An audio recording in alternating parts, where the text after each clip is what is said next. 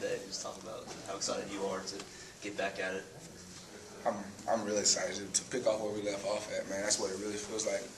Really feel like nobody's let off from the time we finished the bowl game. Got back here 2 weeks later, started training, and everybody's had that.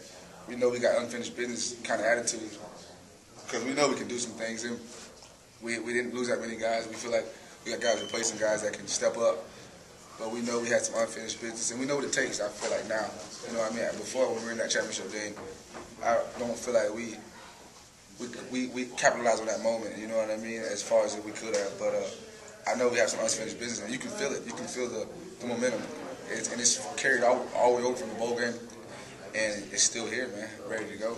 You guys had a bunch of guys that saw a lot of playing time for really the first time in their careers, and everybody coming back. I mean, do you sense a sense of depth? Yeah, it really is. From those guys who just started to play getting their feet wet, I call it. They had an impact last year, and I look forward to them to grow. And then for the guys behind them to learn from those guys behind those guys that just playing, they had an opportunity to learn some things without being thrown out there. And, and then next year when they're backups, they'll know what to do more than what they did last year. Will you be mostly flanker this spring? Or they move him? Yes, sir. A little bit? I think they're going to move me around a little bit. I know the system. I think really, really well, and the coaches think I do too. So I should be able to go anywhere.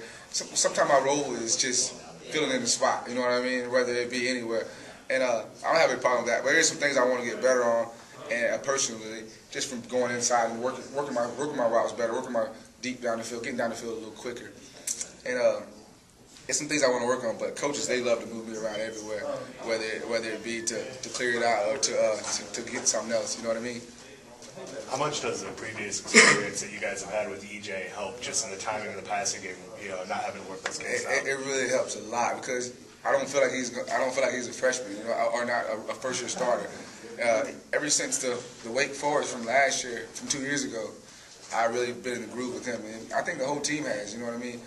It wasn't really like a big drop-off in leadership or in confidence when he came into the huddle.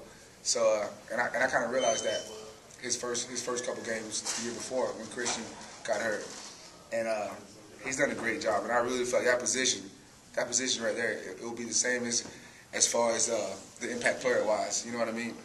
It's just us guys around him making it happen.